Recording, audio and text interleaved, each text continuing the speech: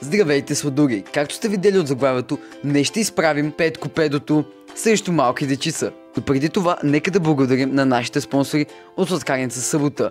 Виждате ли, ето това лайняно кадифе, как идва и си отива. А сега нека посрещнем Петко. Развълнуван ли си? Как се чувстваш? Все пак ще те изправим пред доста деца. Надъгве. Чудесно! Страхотно! Но преди да почнем, искам да ви подсетя да спрете да пиете вода и да си вземете новия вкус на говна бер. Йони, аз като пих говна бер и повърнах след това. Мама ми каза да не пия повече и аз няма да пия. Мислиш си, че си ни натрихтрил? Ти ще продължиш да пиеш говна бер, нали така? Не.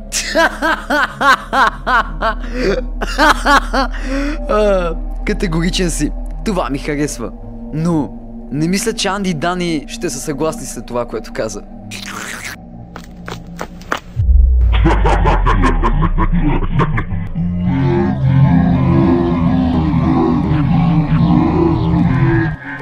Моля ви, не, моя... Не,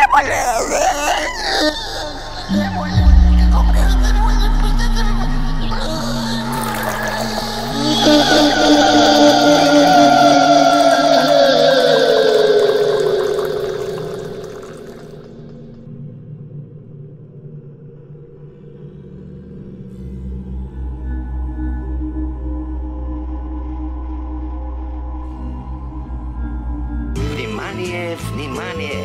Деца, започва парадът на плодовете, зеленчуците и семената. На плодовете, които ни дава нашата планета. Сма да пия специална ракия Джулева. След няколко чаши гравитацията става нулева. И какво като си бачкал инкасо? Викам ясо всеки път, когато скивам някой срасо.